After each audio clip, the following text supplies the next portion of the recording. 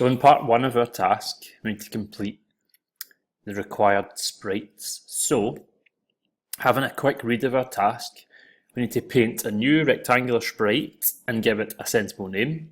And we've got to add scripts which will position it close to the bottom of our screen when the start button is clicked. So if we have a look at these screen images, we can see we have the bat sprite. We can see here it's been renamed, and we can see how it's been drawn in a position close to the bottom. And you should notice it's not too big, otherwise your game's going to be far too easy. And then we have some code here that basically says when you click the start button, it should move back to that position.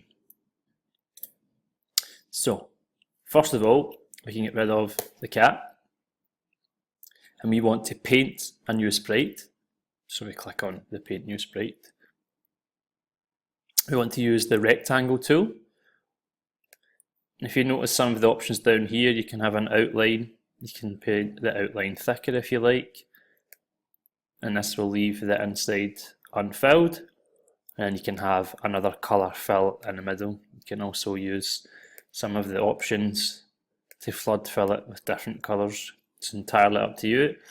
If you think your sprite's too big, you can shrink it using the shrinking tool, which will make your game more difficult. We should start by dragging it roughly where we want it to be, which will help us later on.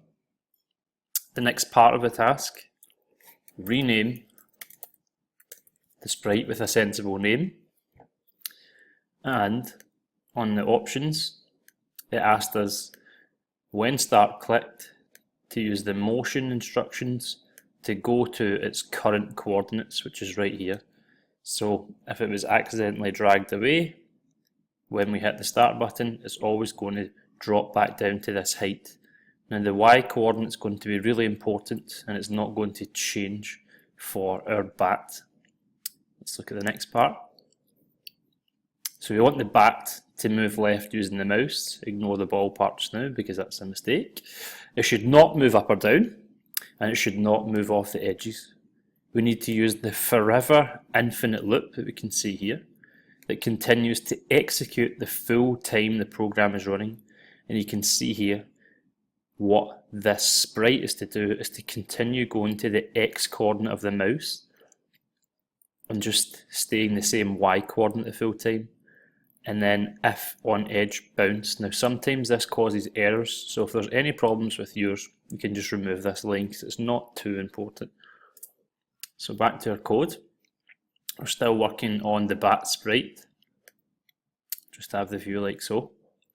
And again, when the start button is clicked, you could add this code here, but sometimes it's good to have them separate and makes things a little easier to keep track of. We always want our bat sprite to be following the mouse, so we use the forever loop. We want it to go to specific coordinates. You can see that the Y coordinate on mine is different from the other screenshot. That's fine. It's just relevant to where it is on the screen right now. And we need it to sense whatever the coordinate is of the mouse, which we've got right here.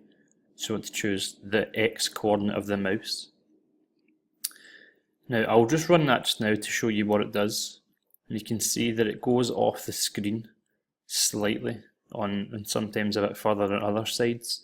We don't want to do that. There's lots of ways we could fix it, but one of the ways is to use the motion, and it's if on the edge bounce. Now it's not the best way, but it's just a fast way to fix it. Okay, and sometimes this happens. Okay, so if we look back at the instructions, we'll see that in part 3 here of the first task, it asks you to test that the bat moves left and right, and it does. But we have problems, and we can fix it by ensuring that the rotation style on our bat is set to face left and right only. So if we go back to our information tab for our bat, you can see here it's set to rotate, and if we simply click this button, the bat will jump back down, and hopefully this time you can see that as soon as it's touching the edges, it stops moving. Now if yours still has errors at this point, There's other solutions to fix it, and one of them is to just take this off, and you can see it jumps back out of the screen. It's just going to make your game different and harder. So if we have a look at it in full screen view right now, you can see that your game is going to have this bat flying across the screen and moving to wherever the X coordinate is of the mouse. If I put this part back in and look back to full screen, you can see mine works fine for this part. So that's part 1 complete, and you can click the tracking to show that you've completed part 1.